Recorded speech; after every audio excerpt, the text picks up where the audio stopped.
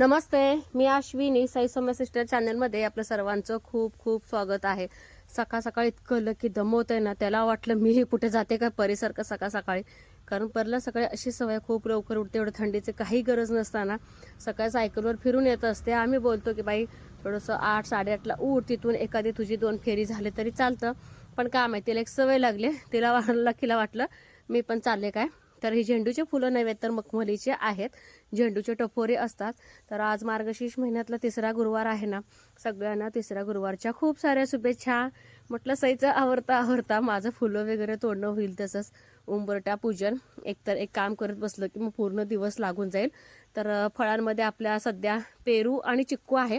झाले आता पेरू मला वाटतं एक 5-7 असतील आणि त्याच्यानंतर झाले। आणि इतके गोड आहेत ना, हे सरदार पेरू आहेत आपल्याकडे यावर्षी। 3-4 प्रकारचे पेरू आलेले आहेत, जसं की बघा देशी आहे, सरदार आहे आणि एक आपण बोलतो ना, एक मोठंच्या मोठं असतो बघा, थोडंसं नॉर्मल गुलाबी कलर असतो त्यामध्ये, तो एक पेरू आहे। कावळ्याच्या आशीर्वादाने ते झाड आलेलं आहे। आणि मला बघितला शेळ्यांचं वरडणं चालू होतं। म्हटलं गवत इकडे तिकडं अस्ताव्यस्त झाले, आपल्या पायदळी खाली जर आलं तर काय माहिती वास मारतं म्हणतात आणि मग जनावरं खात नाहीत। म्हटलं आता इथवर आल्यासारखं शेळ्यांना थोडंसं गवत टाकावं। सकाळी थोडा मका चारलेली असते, जायला बघा अजिबात दम पडेना, कारण की तिला इतकी बाहेर यायची सवय लागलेली आहे ना खूप। आणि सकाळची जी कोवळी किरणं आली त्या गोठ्यात, इतकं ते सुखदायक आहेत ना शेळ्यांना, कारण की जशी आपल्याला थंडी वाजते ना, तशी त्यांना खूप थंडी वाजत असते।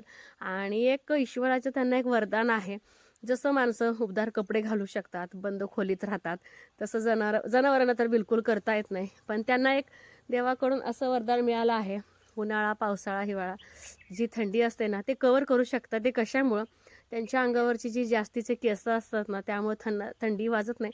पण अति गारठा असेल तर काही सांगता येत नाही।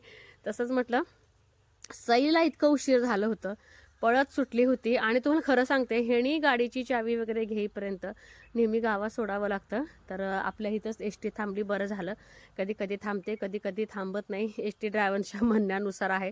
मी तर असं म्हणते, आता पूर्ण रोड आहेच म्हटल्यानंतर विद्यार्थी दिसलं की एस टी ड्रायव्हरनं खरं थांबायला पाहिजे। सकाळची थंडीची धावपळ आणि एकतर मुलं उठत नाही, जायचं तर असतं पण थंडीमुळं उठू वाटत नाही। आणि इथं उंबरठा लेपन दुधामध्ये हळद वगैरे घेतलेलं आहे आणि खूप दिवस झालं मी उंबरठा लेपन केलंच नाही, परीच करते। उठ बस त्रास होतो। आणि दुसरी गोष्ट परी म्हणते की आई मी करत असताना तू डबल कशाला करते, त्यामुळे तिला राग येतो। म्हणलं आज गुरुवारची पूजा बाई, तिसरी गुरुवारची पूजा मला करू दे बोलले तिला। आणि इतकं प्रसन्न वाटतं ना उंबरठा पूजन करताना, खूप छान। जी आपल्या मनातली नकारात्मक भूमिका असते ना, ती तर माझ्या मनातने अगदी पळून जाते। आणि ना सध्या तर मी जास्त स्ट्रेसमध्ये पण नसते, नॉर्मल पण असते। कधी तर एकदम टेन्शन येतं, परत नंतर विचार करते काही का मी टेन्शन घेते, एकदम रिलॅक्स परत राहते। आणि स्वामींचं लिखाण असतं एकसारखं मोबाईलवरती, सारखं आपलं सगळे देवांचे मंत्र, तारक मंत्र सगळे असतात, त्यामुळे एक मस्त वाटतं। तुळशीची पूजा पण लागलंच करून घेतली आणि खालच्या बाजूला परीनं रांगोळी काढून घेतली होती, तुळशीपासलं मात्र मी काढून घेते। तर असं सकाळचं आमचं एकदम दगदगीचं वातावरण असते। कोणाला मळ्याला जायचं असते, कोणाला शाळेला जायचं असते, कोणाला सायकल घेऊन फिरायचं असते। आई आमच्या आपल्या निवांत आपलं कीर्तन वगैरे बघत असतात सकाळ सकाळी। तर एकदम वातावरण जर बघितलं एकदम फ्रेश असं आहे, कारण की गुलाबी थंडी म्हटलं की बाहेरचं वातावरण फ्रेशच असणार आहे।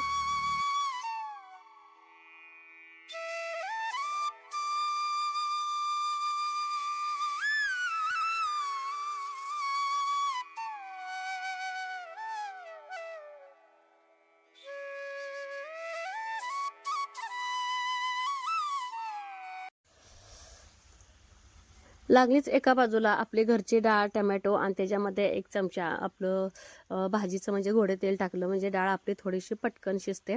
आणि इकडं लागलेच ना गॅसवरतीच ना सुक्या भाजीची आणि आमटीची दोन्ही पण तयारी चालू असते। जसे की तेल, टमॅटो, जिरं मोहरी आणि भरपूर असं लसूण खोबरं आणि घरचा काळा मसाला आणि त्याच्यामध्येच हळद मिक्स आणि चांगला मसाला छान असं ना आपलं परतून घेतलं का थोडंसं पाणी आणि मीठ घालते। जे काय थोडंसं ग्रेव्ही बनलेली आहे ते पण छान शिजून जाते।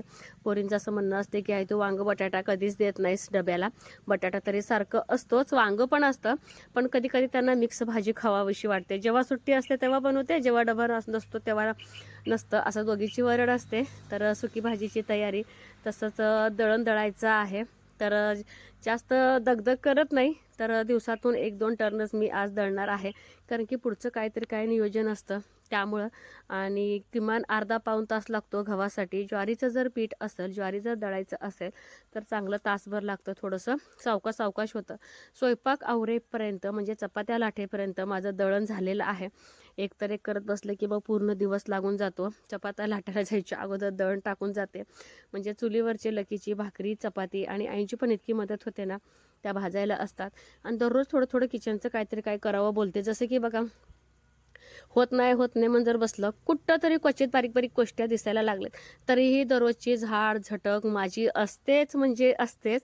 आज थोडंसं डीपमध्ये थोडंसं म्हणजे जे काय आपलं अंतरलेलं आपलं ठिकाणचं वगैरे पेपर आहेत ना, ते काढलं. म्हटलं आज थोडं, उद्या थोडं, असं करावं. चल, मला वांग्या शेंगदाण्याचं कुठं घालायचं आहे, आणि परीनं चपाती लाटले माझा आवरेपर्यंत. आणि वांगे शिजल्याशिवाय मी अजिबात कुठे घालत नाही. छान झाली चपाती. उठ आता, तुझ्या पुरतं झाले पिलो. तुझी चपाती खा, बाबांना पण बोलो. तेव्हा परीच्या चपात्या स्वतः चांगलं आलंय की, स्वतः भाजर आले मग परफेक्ट म्हणायचं. एक तुला, एक बाबांना. का वाकून नीट घाल, नीट घाल, दूर लागालाय. बोला बाबांना पिलो. फळांच्या झाडांना ना गार्डनमध्ये पाणी घालायचं होतं. म्हटलं पाणी घालत बसण्यापेक्षा जी दररोजची पालं पडतात ना, भयंकर पालं पडतात, कारण की आता सध्या पानगळती खूप चाललेली आहे. तर बाग पण क्लीन करत करत झाडांना पाणी घालायचं पण चाललं आहे. आणि मला आणखीन थोडं ना पूजेला फुलं तोडायची होती, आणि जे काय आपलं गुरुवारच्या पूजेसाठी ढाळं असतात ना, ते पण मला घ्यायचं होतं. म्हटलं सगळीच कामं एकत्रच करूया, म्हणजे पटापट होतं, वेळेची बचत पण होतं आणि काम पण होतं.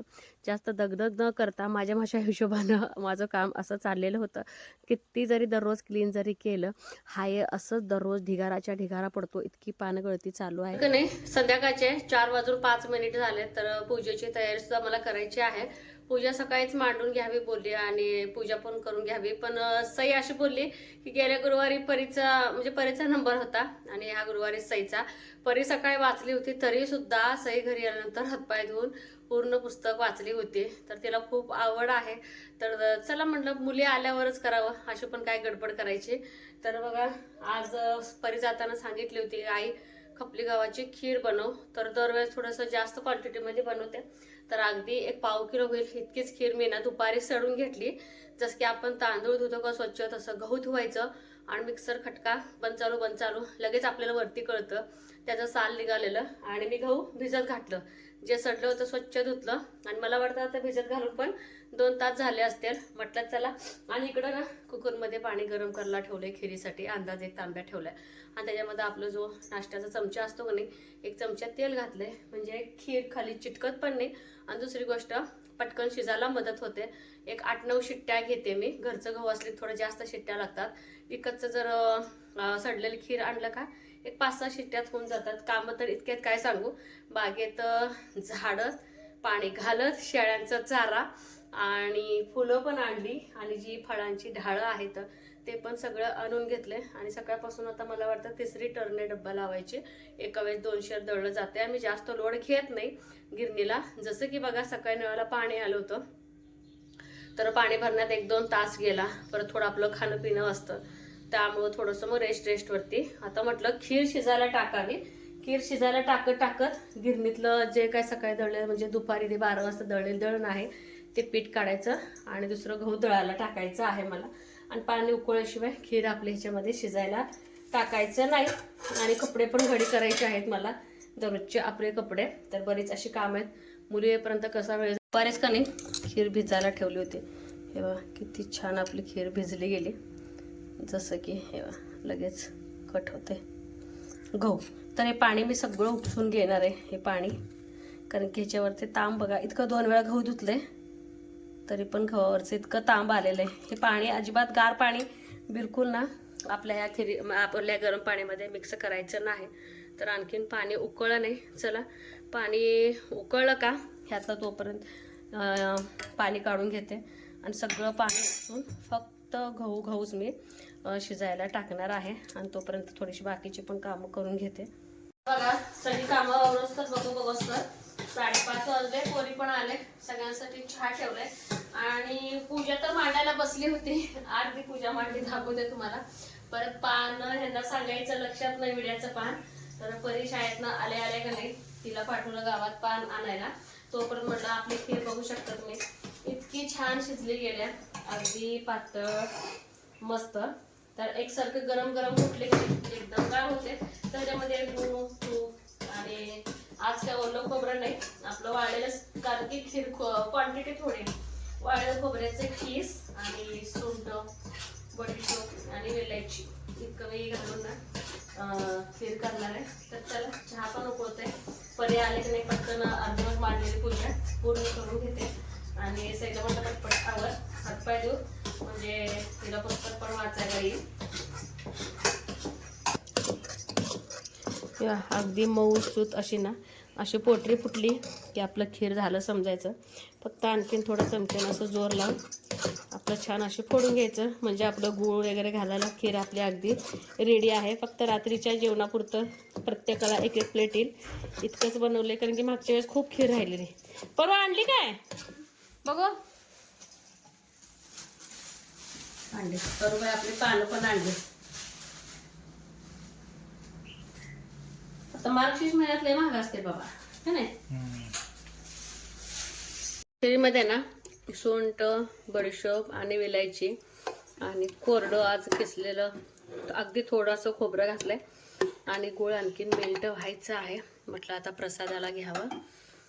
आणि इकडं सईला म्हटलं दिवे वगैरे सगळं लावून घे, कारण की तीच आज पूजा वाचणार आहे. आणखीन घे की अगरबत्ती. असं अजून एक झालंय का झालं ना. चला ह्यात घे प्रसादाला. तसेच भाजीची पण तयारी चालू आहे, स्वयंपाकाची पण तयारी चालू आहे. आईकडनं परवा ऐकायला चाल. आणि पूजा मस्त अशी मांडणी.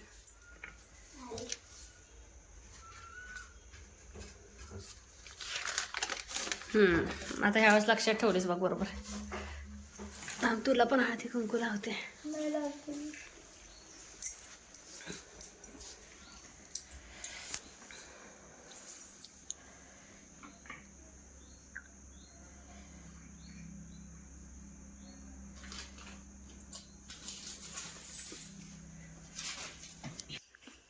रोज कधी का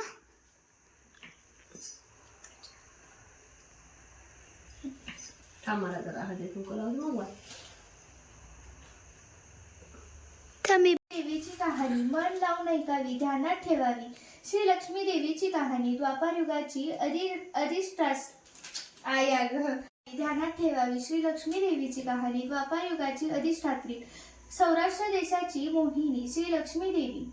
8 पाट नगर होतं. नगराचा एक राजा होता. त्याचं नाव होतं भद्रश्रवा. तो दयाळ होता, शूर होता, प्रजादक्ष होता. देवाब्राह्मणांना साधू संतांना सुखवीत होता, आनंद देत होता. राजाच्या राणीचं नाव होतं सूरजचंद्रिका. नाव चांगलं पण स्वभावात अहंकार. मागील जन्मी ती एका वैश्याची पत्नी होती. रानातून तिला दिसल्या सुवासिनी. त्या करीत होत्या लक्ष्मी व्रत. ते तिनं पाहिलं. त्यांच्याबरोबर तिनंही व्रत केलं. दुःख विसरली, दारिद्र्य गेलं, परिस्थिती सुधारली, देवीची भक्ती फळाला आली. कालांतराने ती मरण पावली. पुढे तिचा पुन्हा जन्म झाला. स्त्रीचा जन्म पुन्हा मिळाला. पण भाग्य उजळलं. भद्रश्रवा राजाशी तिचा विवाह झाला. ऐश्वर्यात लोळू लागली. गर्वाने ती फुगली. गरिबांना विसरली. तोऱ्या ताटात फुगली. दासदासींवर रागावली. तरी उठली. काठी टेकीत निघाली. तोच माडीवरून राणीची कन्या शांबाला धावत आली. ती कळकळून म्हणाली, आजी रागवू नका. चुकली माझी आई. तिच्या वतीनं मी क्षमा मागते. कृपा करा. दिलेला शाप मागे घ्या. पाया पडते तुमच्या. म्हातारीला मुलीची दया आली. म्हातारीनं क्षणभर त्या मुलीकडे पाहिलं आणि तिला लक्ष्मी व्रताचा वसा सांगितला. मुलीचा मालाधराने भद्रश्रवाचं राज्य त्याच्या स्वाधीन केलं. त्याने या व्रताची सांगता झाली. राजा राणी सौराष्ट्रात आले. सूरजचंद्रिकेनं पुन्हा लक्ष्मी व्रताचा वसा घेतला. तो आज जन्म पाळला. घरची स्थिती सुधारली. राजाचे 7 पुत्र दूर देशाहून अचानक घरी आले. त्यांना पाहून आई वडिलांना आनंद झाला. या व्रतामुळे राजा राणी सुखी झाले. दुःखाचे वादळ सरले. अशी 60 उत्तरांची कहाणी. 5 उत्तर सुफळ संपूर्ण. सर्वांनी देवीला वंदन करावं.